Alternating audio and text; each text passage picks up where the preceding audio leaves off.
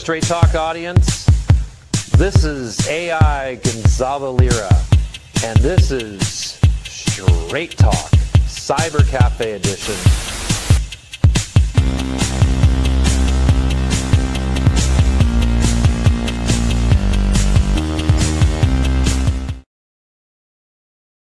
Hey, what's up, guys? Welcome to another edition of the Liberty Report with Adam Maxwell and Professor Red Pill. I'm back here in Tbilisi. Adam is in undisclosed location. Well, Sofia, yeah. Bulgaria, as usual. Might be bringing on a professor from the region to discuss. I've invited him, and last minute, sorry. So if he comes on, he'll come on. It's going to be an hour segment or so, depending on how long we're going to go. We're going to discuss basically what's going on right now with the Israeli-Iranian conflict and the geopolitical implications, as well as liberty in the region and liberty worldwide. Let's begin. Adam, take it away. Thank you very much. You described it as the Israeli war, and indeed everyone is saying this is Israel's war. But what if I told you that while Israel lit the match, the torch was handed to them by Washington? This is not the Israel-Iran war. It is, but it's the American-Iran war with Israel, not as a proxy, but as a partner. This understanding is, brought about over more than 2 decades of U.S. government central planning, constructing a remarkably consistent strategic narrative about Iran. This narrative is not about nukes. It's that Iran, under its current revolutionary regime, is an aggressive anti-status quo power whose nuclear power is an acute danger both on its own and as a multiplier of Tehran's regional menace. Accordingly, American strategy is aimed not only to prevent an Iranian nuclear weapon, but to contain or fundamentally change the Iranian regime itself. Under these facts, I offer that the narrative of the Iranian nuclear weapons program is a MacGuffin and a red herring. A MacGuffin is a device that's used to drive the plot. A red herring is something that's ultimately irrelevant. This isn't about nuclear weapons. It never was. It's about power, strategy, and the architecture of empire, specifically the global American empire, often referred to as the GAY. So tonight, I'd like to unravel how war is manufactured, not in the battlefields, not on the 13th of June, not on the 7th of October, but in boardrooms, think tanks, and behind the glossy veil of policy briefs. I want to explore how and why Washington has engineered this war.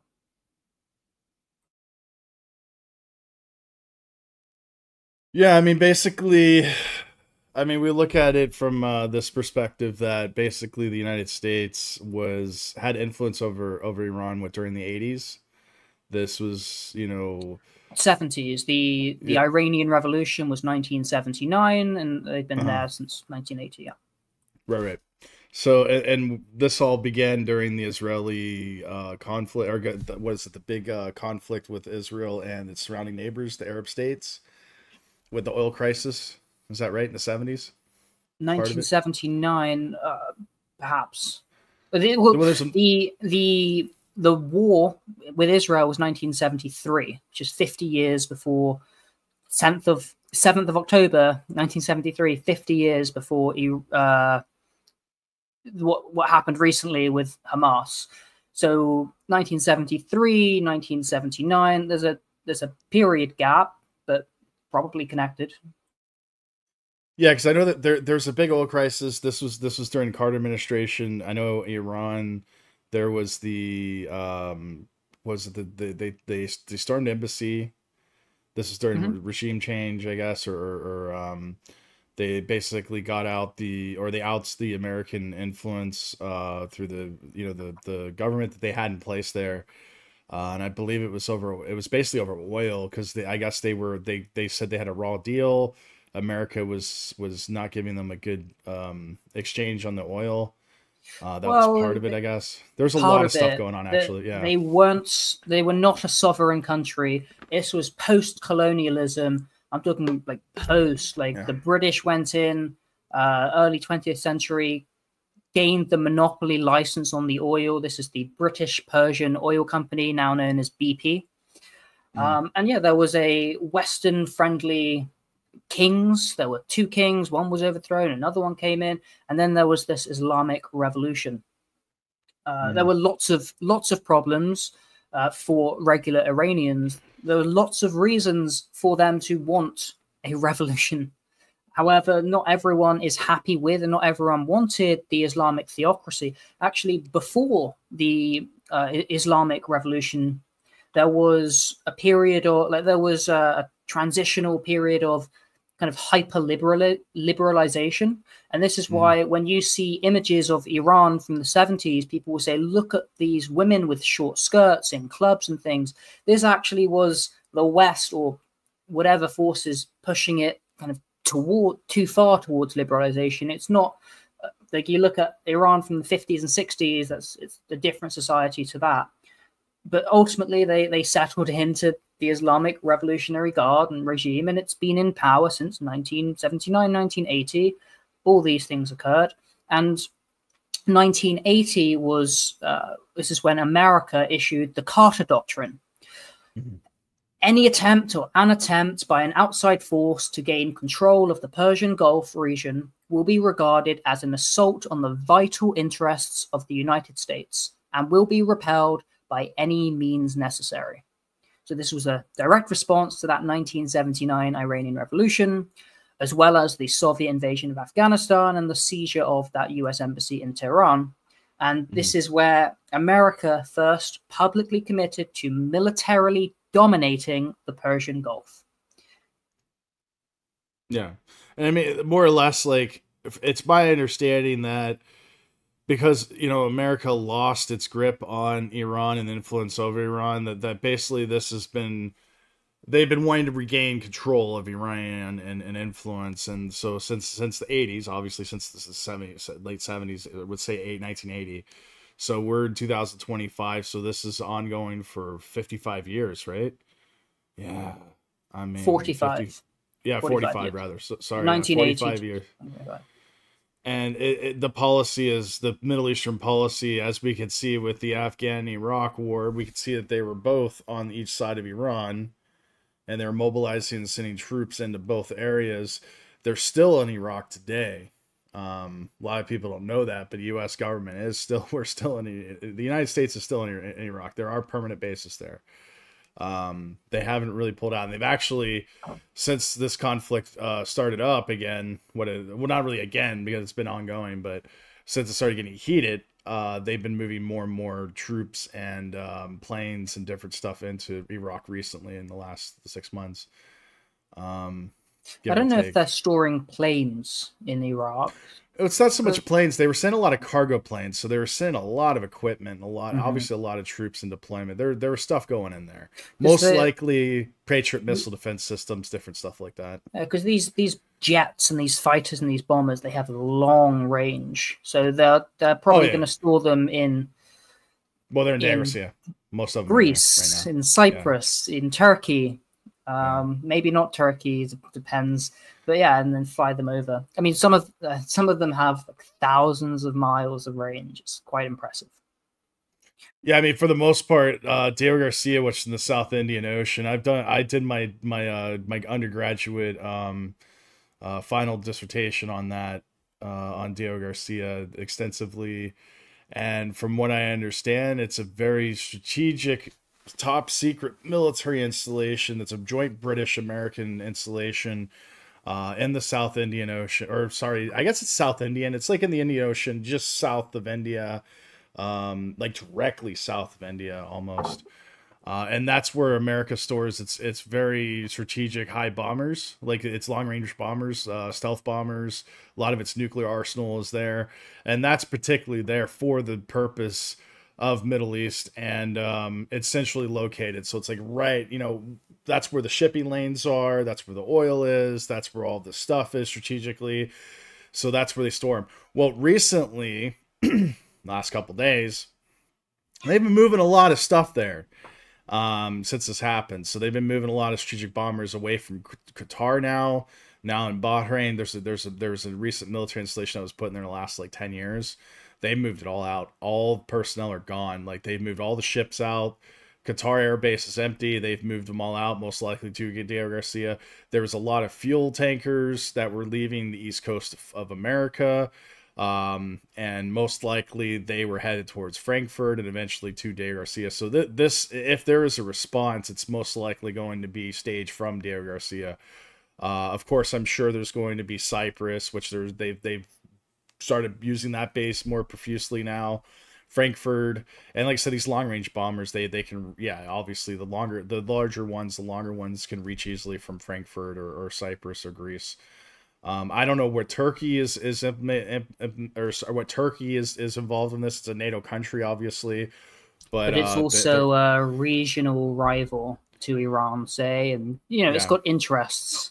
So, yeah, I wouldn't be too pleased if I was Turkey for America to be launching attacks on Iran from Turkey, because anywhere that you launch from is kind of fair game in military. So, I'd want to keep my long-range bombers out of the region, even though Turkey is a NATO ally and state. Most likely they're in Diego Garcia. It's far enough away from Iran that it's outside of the longest range missile that Iran has. My guess is like exactly they've moved all of the aircraft and carriers to that location. It's got a huge warm water port. It's got several runways. There's a lot of storage. There's a lot of places where they could store a lot of the equipment.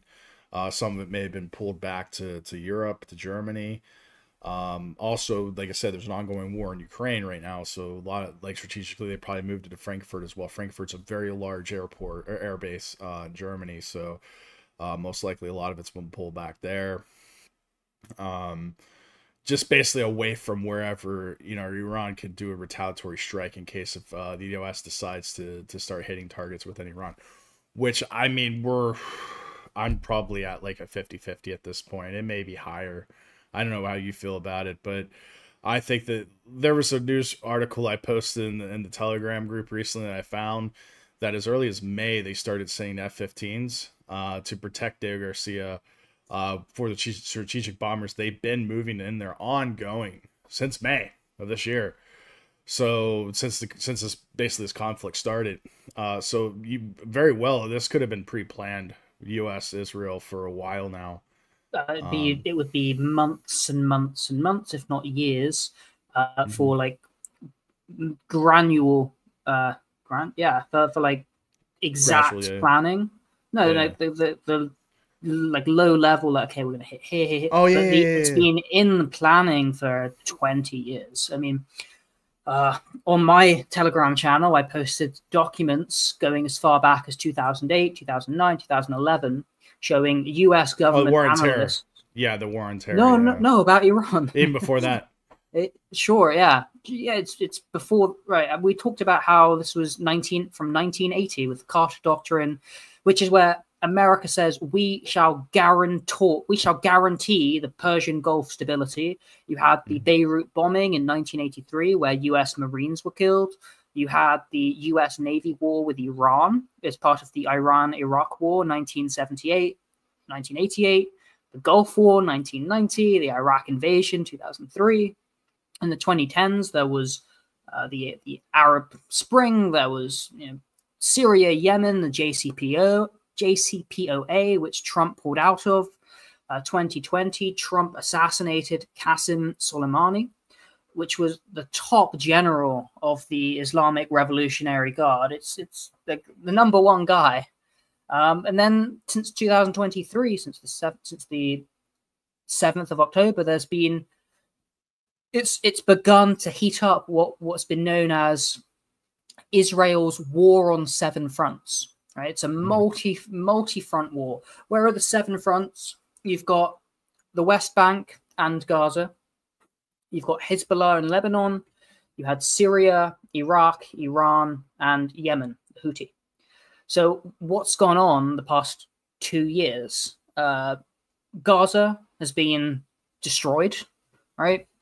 Out the way. Lebanon has been decimated, the leadership decapitated several times, the soldiers attrited. They're still there. There's still Hamas. There's still Hezbollah, but they've been attacked, and they've been substantially destroyed, and they're still there. Syria, this was the big one. There was a regime change in Syria, finally, after 10 plus years of pushing for it. Why do I say that? I'm not celebrating it. This is how they think. The big problem with Syria is it was a mine for all the fighters. They had so many air defenses. As soon as the Syrian government was toppled, Israel went in and bombed all the air defenses. And now you've got this corridor where Israel are able to go and attack Iran through Syria, through Iraq. And this is how they've been doing a lot of those damages. The Houthi, they fired loads of missiles. Israel's fired stuff back. The US Navy even got involved. They weren't able to defeat the Houthi, but they attrited them. You know, they've sent missiles, death.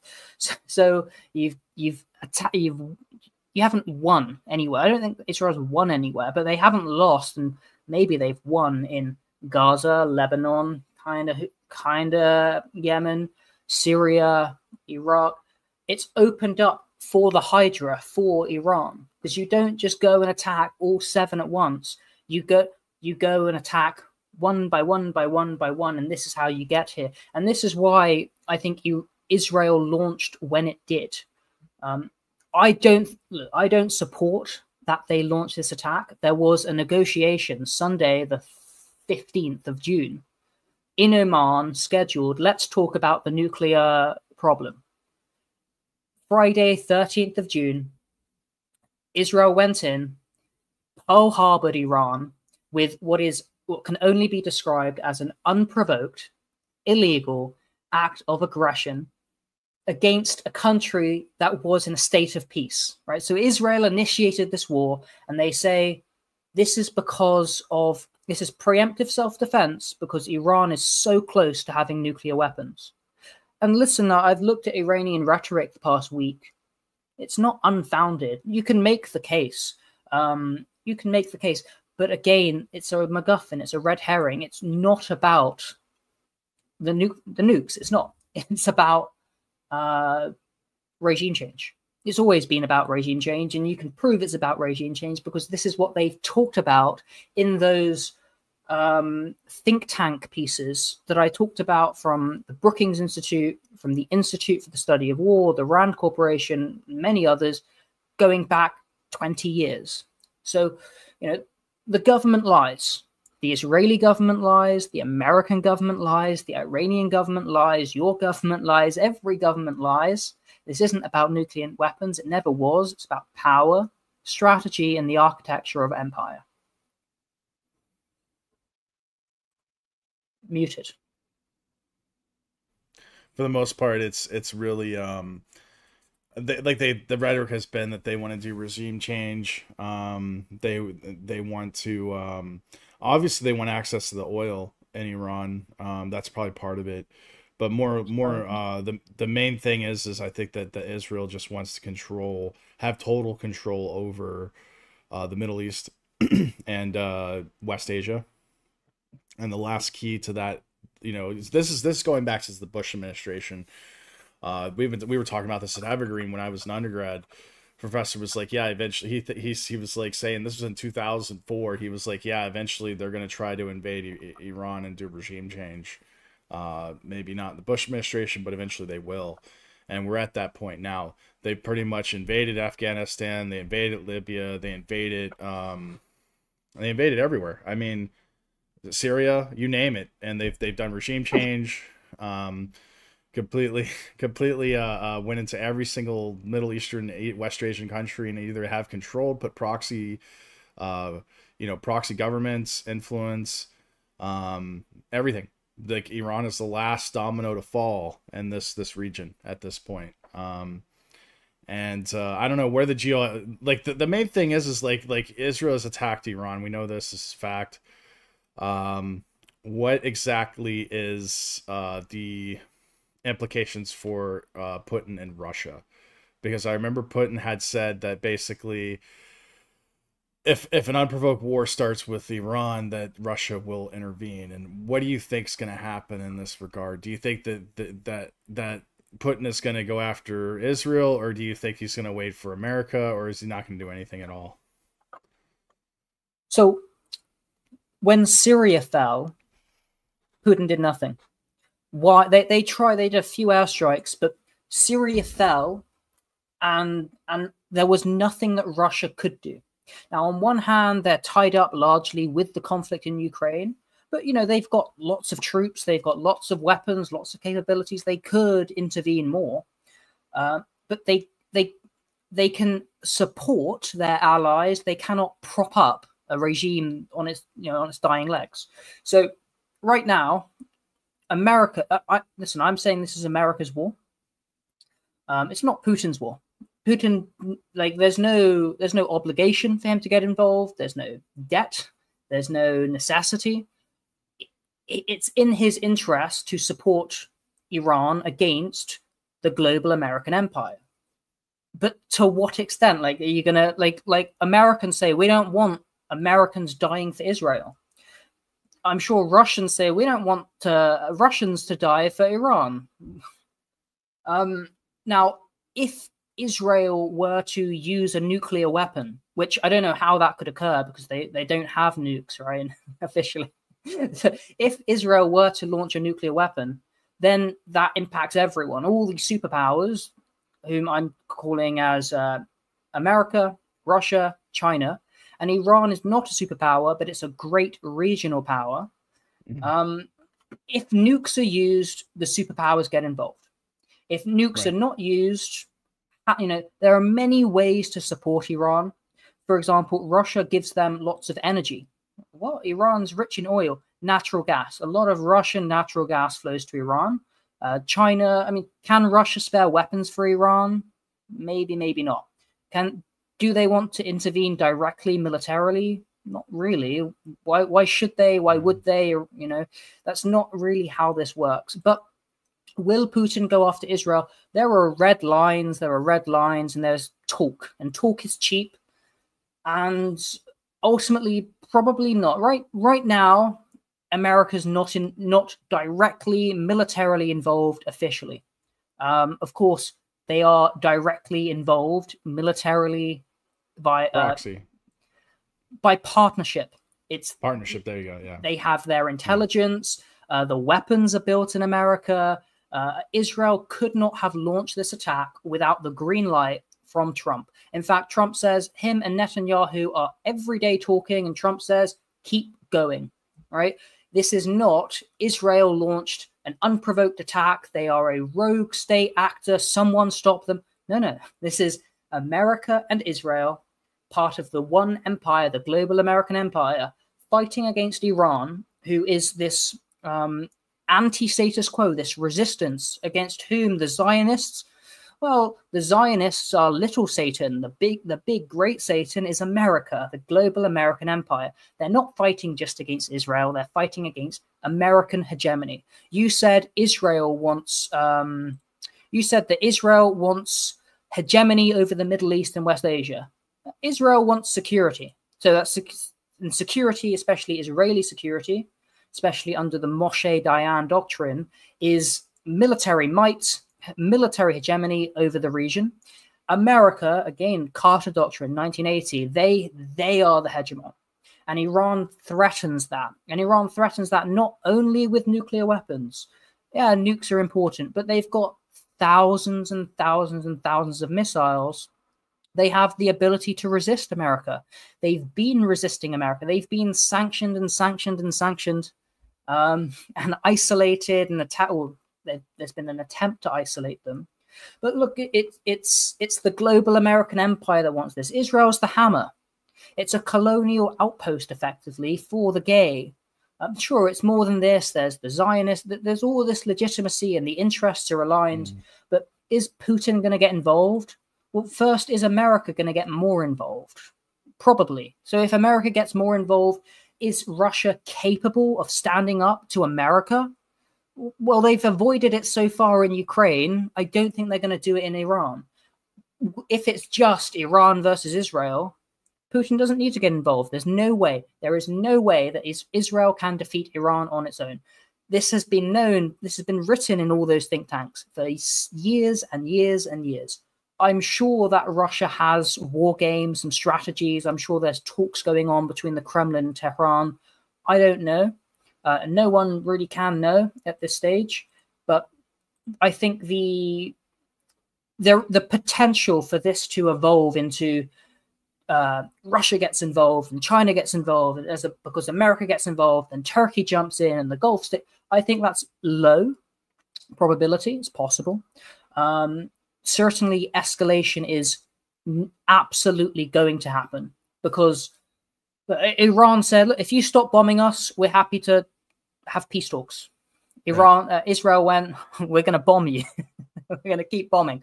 So there's no way, like, they don't want to stop bombing. They're not going to stop bombing. And if Israel cannot defeat Iran, then America has to get involved. Again, Israel did not launch this in isolation, but in partnership with America. And, you know, let's look at two phenomenal analysts, Nick Fuentes and Brian Beletic. Nick Fuentes says the tail is wagging the dog. The Zionists, they are the ones in control. They are the ones doing this and dragging America in.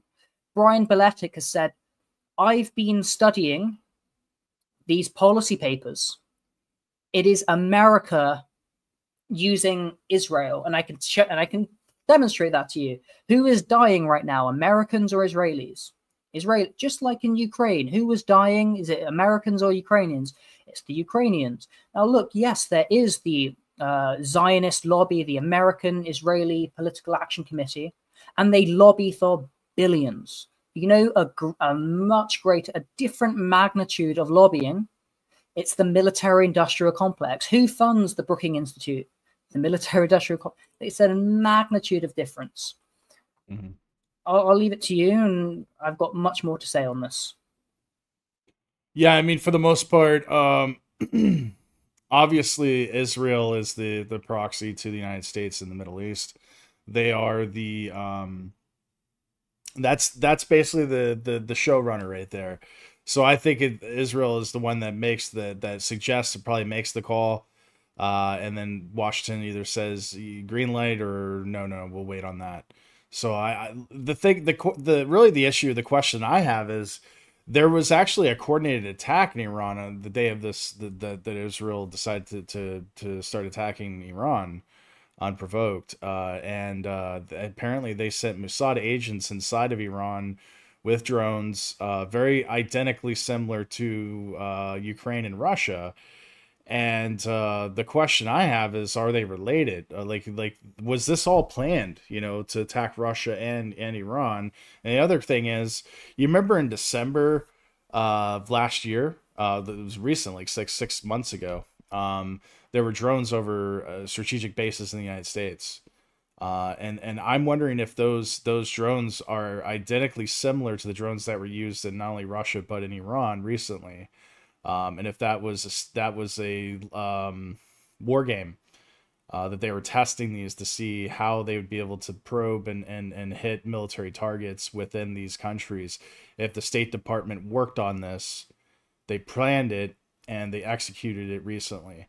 I wonder if they're all related in that regard. I don't know. What do you think? I think you're on the money. Okay. Right on the money, right? Yeah. Russia is tied down in Ukraine. These drones going deep in. This is not a Ukrainian tactic. It's a British tactic, an American. It's British American, Anglo-American. Israel, look, Israel, they have capabilities. They have doctrine. They have strategy. They have, you know, and yeah, as you say, ultimately, Israelis are dying right now. It's Israel that's getting blown up. So America can say, this is what we want you to do. And Israel, if they said no, then nothing goes forward. The thing is that Israel is aligned completely with the gay, and the gay say, one of my favorite military commentators on the matter is YouTube channel History Legends, an open source intelligence analyst. He described this war against Iran as the Pentagon's wet dream and the culmination of 20 plus years of policy objective. Israel is willing to go along with it because they have this narrative device, this MacGuffin, nuclear weapons, which is real, right? That's not like that. Iran, they are a nuclear threshold state. They have been issuing multiple statements. You look at videos from Iran, there are Iranians screaming, "We want the nukes. Let's have the nukes." Iranian official media, they have a video of them with like an AI nuke or like a graphic nuke, and they're saying soon, maybe. And this guy's stroking a nuclear bomb. And it's like, this is like, if there's any justification for Israel to have gone to war, that's it, and you are validating that. Now, you can say, well, Israel are validating the necessity of Iran having nukes by attacking us. Look at North Korea. Why haven't America attacked North Korea? Because they have nukes. The only and again, this is all talked about in these policy papers. They say, if Iran were to get nukes, it would only be for deterrence. It wouldn't be an aggressive attack against Israel, because then we would nuke Iran. Suicide. But, you know, Iran want this. They also say that Israel by itself is not capable of destroying Iranian nuclear development. They may delay it by several weeks, but they cannot destroy it, especially not without American intervention. And so everything they've written about, these think tanks, they've wargamed it, right? The Rand Institute, everything they wrote 20 years ago is pretty accurate today. They know what's going on. They know that Israel can't do this alone, which is why I think America, and pretty soon, within the next week, I think they have to get involved, because, again, Iran is huge. It's twice as big as Ukraine, 3 times as large as Texas. 92 million people. Israel is tiny, as 7 million people. Most of the critical infrastructure, water, energy, electricity, missile defense, it's in densely populated. You've got Haifa, Tel Aviv, Eilat, some places in the desert, Jerusalem. I hope they don't destroy Jerusalem. If this becomes a war of attrition, Israel loses. So they have to go in fast, and America has to go in fast, because the war could not have initiated without America saying, all right, Israel, you're good to go. Right. So you don't think that Israel acted alone. You think that it was a joint venture in this regard? Not possible. Definitely. Not possible. Yeah. And like I said, it looks like there was joint venture with Ukraine, Israel, Mossad, in Russia, as you know, as well. So you were saying that it probably was a Mossad, but I was like, yeah, just wait, we'll see. And now we probably confirm that they were all working together in some capacity. It doesn't have to be Mossad like directing or getting involved. Right, of course. The intelligent, it's not America, Mossad. There is the global American empire, which has multiple intelligence agencies. And, you know, to attack deep into Russia, you can have the British and the Americans and the Ukrainians. Right. You don't need to involve Mossad. Maybe they're involved, maybe not. Whatever the gay gains from that, it can use it in Iran. It's that simple. You don't need to involve Mossad in it, but you can. This consanguinity of Mossad, CIA, this goes back to the founding of the CIA in 1945. In fact, if you go and read through the JFK files, it doesn't say Mossad killed JFK. It doesn't say let's censor Mossad out of it. It censors all the intelligence communities that are in there. But the reason why is because CIA, Mossad, it's the same deep people. It's the same actors. It's the same people. It's the Jesuits. It's the Mossad. It's the Zionists. It's the same deep, dark power networks. It's the WASPs. Yeah. I mean, for the most part, I was thinking more or less like it seems as if all of this is coordinated from Washington. It was all stemmed and coordinated from Washington. Washington came up with the idea. They were like, they brought certain agencies in. They were like, what do you think on this? What is your input? I mean, when you have almost identical strategies for sabotage, two different separate nations that don't communicate to each other, and one particular, Israel and Ukraine aren't really communicating with each other in that capacity. They're not on a daily talking basis. But when you have one major proxy being the United States, and they have a legitimate reason to want to invade Iran or attack Iran, and a legitimate reason to attack Russia, what's the common denominator? The United States. And I think Brian might actually be, and like I said, I don't really agree with a lot of stuff he talks about, but he might be onto something here, that it might be US led, and they brought these agencies in. They were like, we have an idea for sabotage. Let's go ahead and hit military bases in Russia, and let's hit some military targets in Iran. We have an idea with drones. We've already tested it in December, and it works. We've probed, and it's difficult to track and detect these. And we have a plan for sabotage in both these countries, and they happen within weeks of each other. Exactly the same. Yeah. So I feel like what I appreciate about Brian Beletic is that he's being correct. And you say, well, why are you being correct? He says, well, it's my methodology. I don't have a crystal ball. These aren't shots in the dark. I am looking at the think tanks as the policy forge. I'm looking at the military-industrial complex and how elite consensus is formed. The early 2000s, they weren't that, this is when they were deciding, how do we go and attack Iran? I was reading the paper. It's called, let's have a look. There's one question, I think it was your subscriber that came up with. He was saying, do you think the coalition will only be engaged in an aerial campaign? Do you reject a ground invasion? I don't think there would be a ground invasion. It would cost too many lives.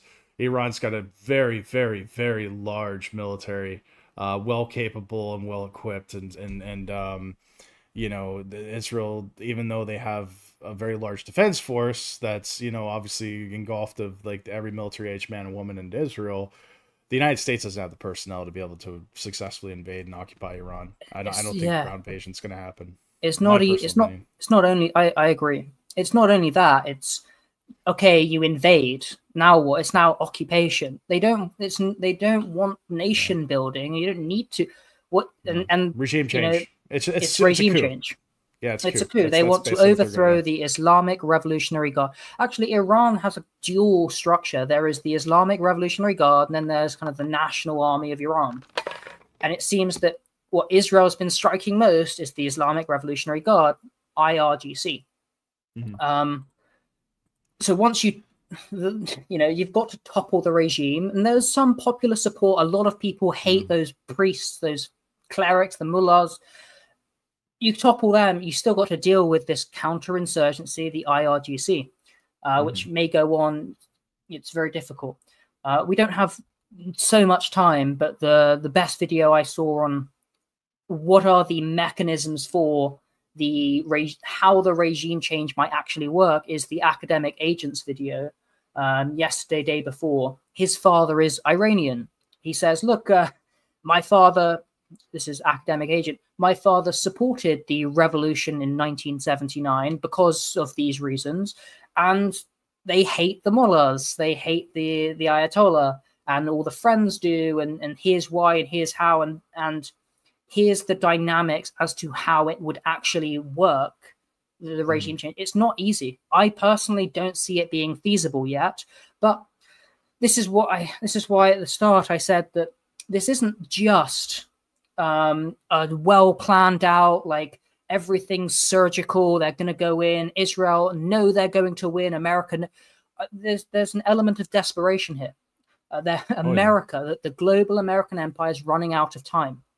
There is this multipolarity, this regional power, Iran, which has dominated this region for centuries, millennia. 2,500 years, this is the first war between Israel and Persia.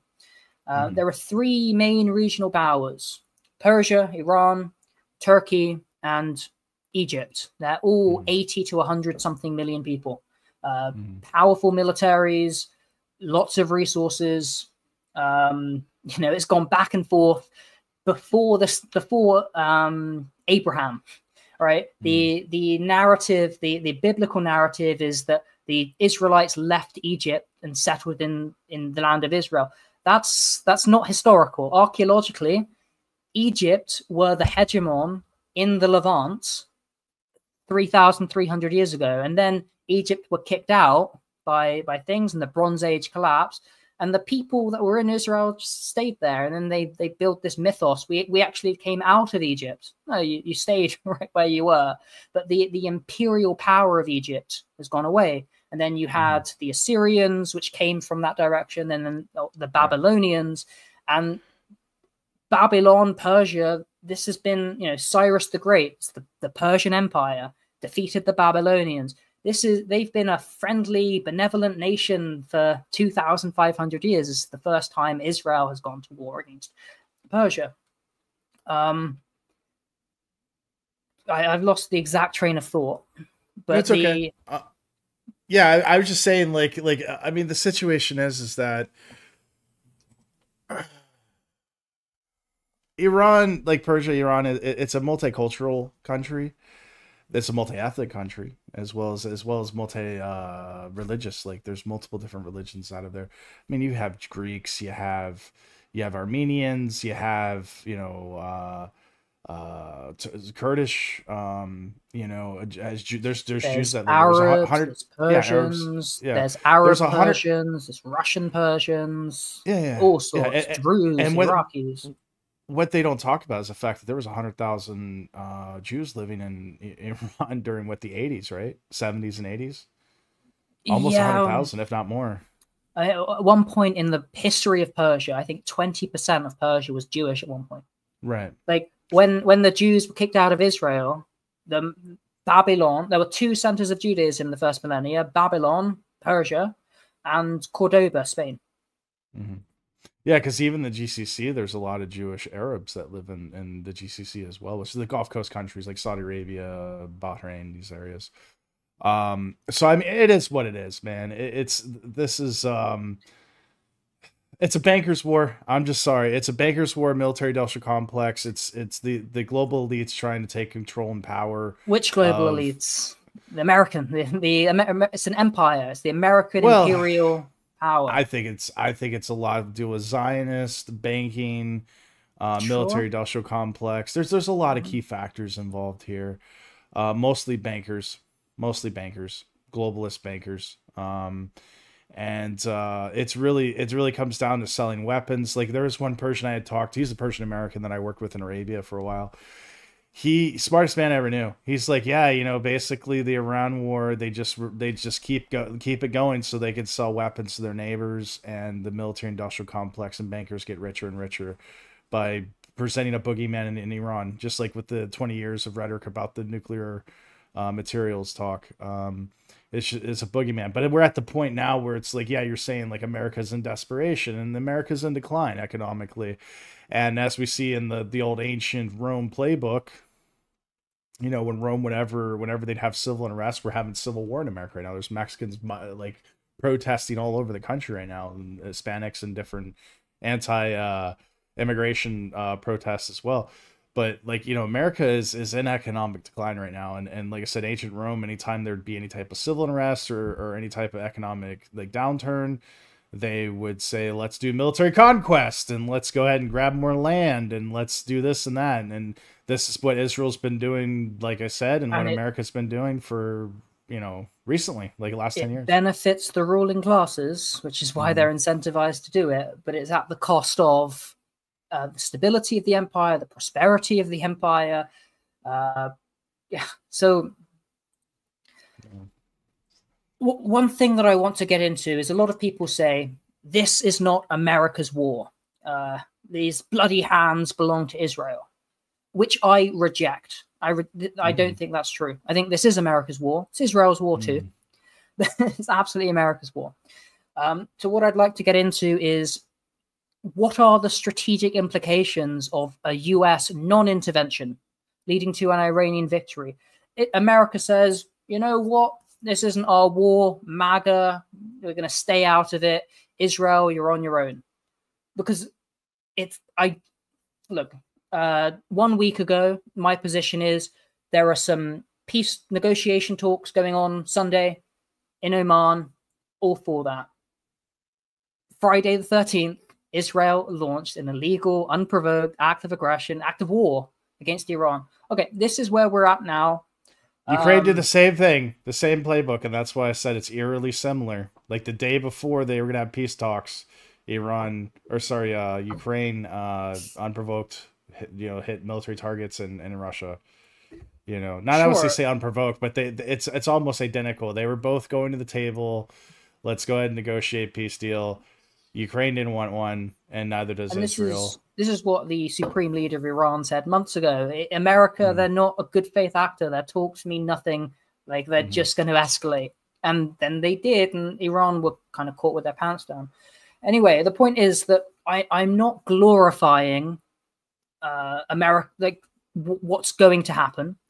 But, I believe myself to be an objective realist. We are now America is at war with Iran. You can say, we're not yet. We're not directly militarily involved. Bullshit. You're using US weapons, so it's America's war, yeah. American weapon, American approval, American intelligence, American planning, America. I mean, there's a video circling around with Lying Ted with Tucker Carlson, and he was like, we are at war with Iran, and Tucker Carlson's like, what do you mean we? The Secretary of Defense said that America's not involved, and you're saying that America's involved. Like, you're a senator. Like, what the hell is going on? Are we really involved in the Iraq war or the Iran war? Yes, absolutely.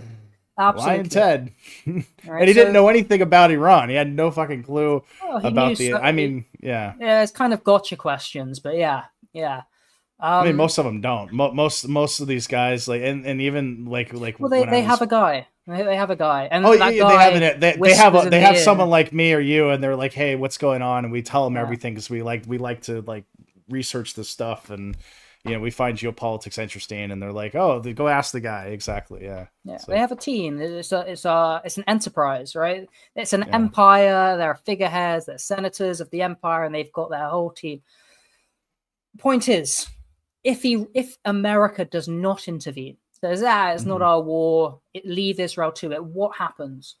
I think it's the collapse of the US empire, right? For decades, the US has operated on this doctrine of extended deterrence, projecting that any attack on its allies, especially Israel, would be met with overwhelming force. If Iran wins, this doctrine is invalidated.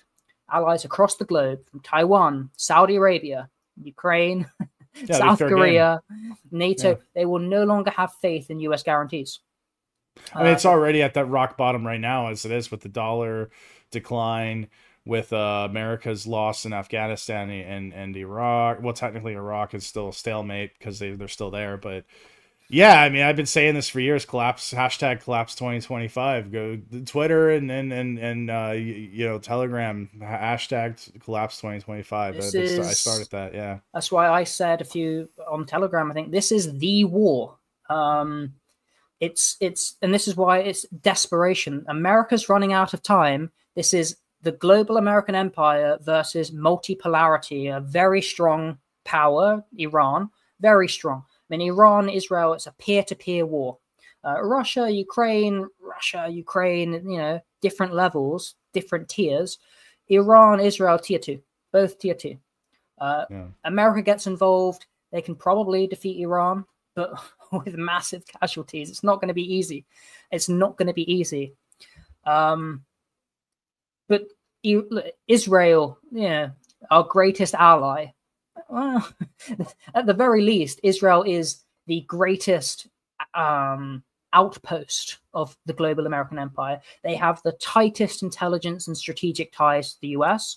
Now, you can argue, well, they're a liability, not an asset, but they are tied at the hip. That's partnership. You have a conjoined twin, you're going to have lots of things in common with them. They're also going to annoy you. There's going to be problems, liabilities.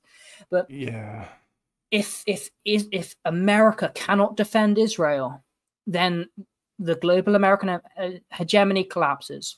Rise of BRICS, rise of hegemony.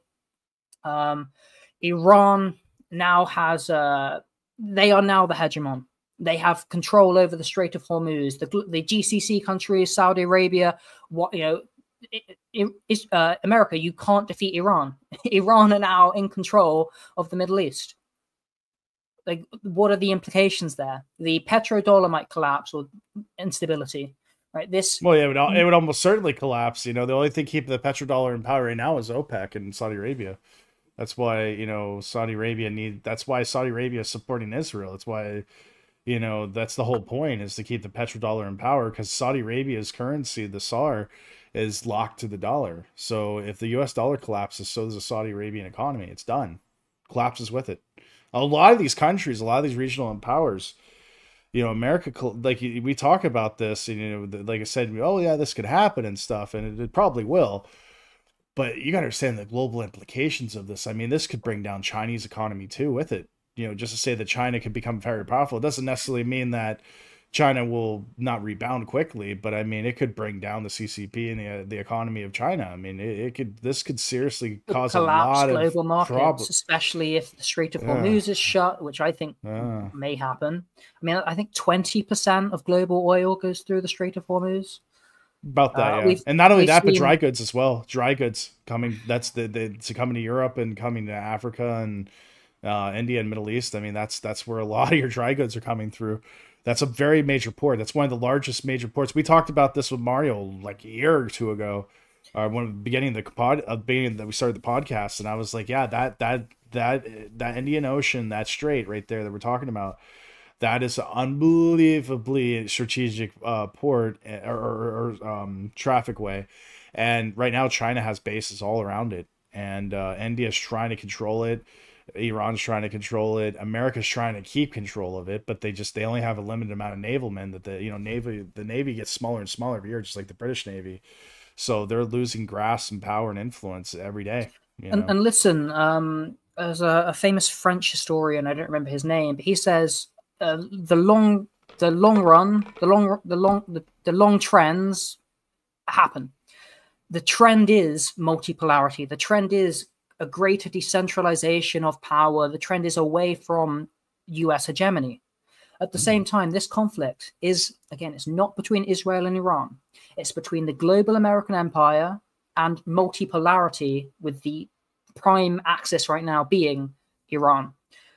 If America loses their war against Iran by abandoning Israel, by not intervening, by whatever, it's not in America's interest.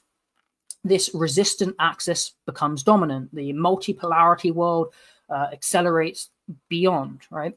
Iran, Hezbollah, Iraq's PMF, Syria, Houthis, these all gain massive legitimacy. Iran, its prestige explodes. It's the only nation to be able to decisively defeat Israel in open war. They've triumphed over America, right? This is what we talked about. Egypt, Turkey, Saudi, GCC. It's like the Ewoks defeating the Empire, you know, and you know, do you think the Ewoks will defeat the Empire? Is it very possible? The Rebel Alliance, you know?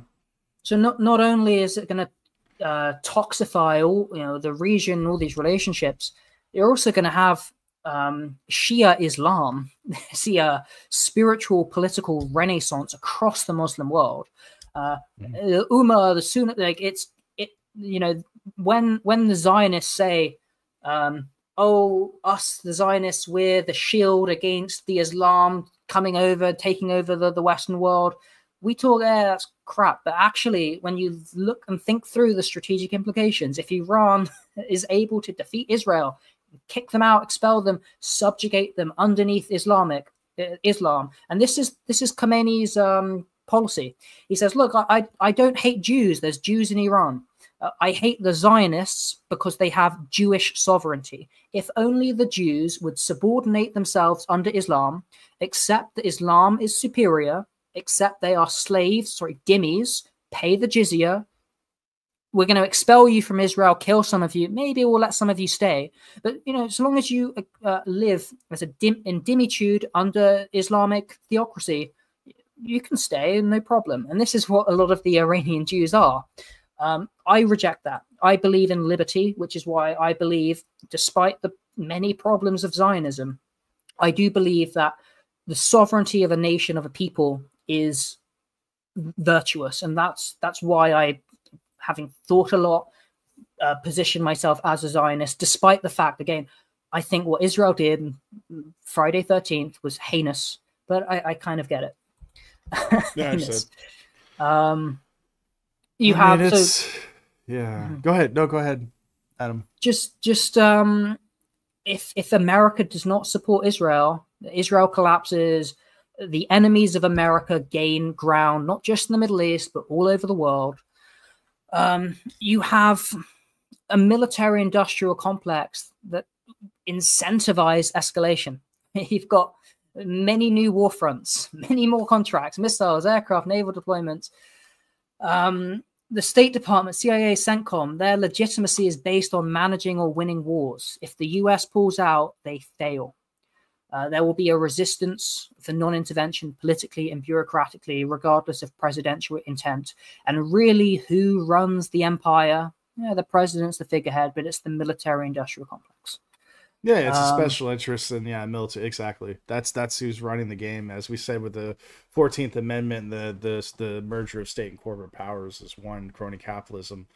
Mm-hmm. This is modern capitalism. This is the modern America. This is the global economy. Right. The gay is defined. It's defined by interventionism. If the empire watches its forward base collapse, it signals that the empire no longer has the will to rule. It's not just about Israel. It's about America's imperial identity. And many people will say, oh, America, imperial identity, empire, what are you talking about? America's a democracy. It's like, like don't engage with them. Just laugh them out of the room. Exactly. So the non-intervention is imperial suicide. Now, look, I don't support the global American empire and what it does, and I don't support the Zionist aggression. But if America pulls out, this will be the end of American primacy. It will reshape the regional and ultimately the global balance, proving that resisting the US is feasible, and this American-led global empire will collapse overnight, over a decade. So, in conclusion, I think the real question isn't should America intervene, it's whether the empire can survive if it doesn't. And I think over this hour we've established probably not. Now, look, America can step back, and the homeland protected by two oceans. You know, I don't think that the United States of America is going to be attacked directly, which is why many Americans say not our war, non-intervention. But you have to recognize that the past 100+ years, America has, it is the empire. This is also what the Canada and Greenland and the Panama is all empire. And I mean, the thing is they don't really need to be intervened in overseas anyway. They have enough resources and trade within South America, Central America, and North America. So it's literally like, let's sell weapons to Israel, sell weapons to NATO, and just kind of like, hey, do your thing, but just don't piss anyone off, dude. Really, just kind of. That would be rational. Yeah, that's what's been the policy for shit since Reagan and every. Yeah, I mean, it's rad. It's how I would handle it, but I mean, like, Yeah, but they're not rational. They're ideological, as well as there's a capture by the military-industrial complex. It's not right. You don't have. They're pushing it. It's a bankers' war pushed by special interest, military-industrial complex, and military. Yeah, it's like World War II all over again. It's like you have the ideology, and then you also have the war machine. And the war machine and the ideology are now becoming one as state and corporate powers, 14th Amendment fascism. And it's like you can't distinguish the difference between the two. And now it's like that's what we have in the West. Yeah, they're one and the same, and that is the government. The government isn't the president or a senator, or it's, as you say, the fascist military-industrial complex, corporate. It's the think tanks. It's the politicians. It's the lobbyists. It's the military-industrial complex. It's the corporations. It's the monopoly. And this is what it's all about. It's the monopoly. And this is why they hate Iran, because Iran says, we don't want to be a part of your monopoly. BRICS, we don't want to be a part of your monopoly. We want to produce our own payment system. Sovereign. Yeah. And the empire says, you cannot be sovereign. We have the monopoly. You must engage in our systems. You have to use SWIFT. You have to use SWIFT, dollars. petrodollar. All that, You have to use the IMF. You have to use the WTO. Now, there's been some subversion of some of these, like the WHO, the UN, for example. America pays for the UN. The UN is headquartered in New York. Exactly. Yeah. But also, there's been, the UN has broke away slightly from American direct control. Not really. America still controls it. But the point is that you have these systems that are trying to break away from the monopoly of the global American empire, imperial ambition, monopoly, government, right? It's all government. That's the root of it. And it goes back to, this isn't about the nukes. It's a MacGuffin. This is about regime change. This is about imperial power. This is about your government wanting to make money for themselves at your expense and causing death and destruction and war and suffering in its wake across the world in the millions, billions. They don't care. They're psychopaths. And this is the quintessential nature of government and empire. Yeah. We'll close with that. Thanks, guys, for joining us. And we got topics coming up next week. And like I said, everything. This is a weekly podcast that we do, and things change week to week. I mean, a lot of stuff happened in a week since we came on, and there was two major stories. The current story that's going on right now, it's ongoing, and also the civil unrest in America. With the anti-migration. There's also the Trump ICE, the big beautiful bill. Yeah, the big beautiful bill. And Trump's a king and all this stuff. There's a lot of stuff going on, but this particular topic required an hour. And we'll probably get into a lot of that stuff later on, or may continue with this particular topic. But like I said, if you guys want to hear about any other stuff, or if make comments in the comment sections, please subscribe to our channels. Support us on locals, because locals, we get that direct payment. A lot of times YouTube doesn't like some of the stuff that we talk about, and they may decide one day to cancel us, and then they get to keep their money, our money basically. So join us on locals and support us there. And like I said, like, subscribe, and share our content. And anything else you want to add, Mad Max? Yeah, for me, it's Telegram, locals, YouTube, Rumble. And I think the best place you want to join the conversation, Telegram. You said this topic took an hour. We barely scratched the surface. Oh, exactly. Personally, the Liberty Rising group, the think tanks, and as a think tank NGO, the discussion continues on locals and Telegram especially. So be sure to subscribe, join the conversation, and thank you for the support. Thank you for listening. Yep. Take care, guys.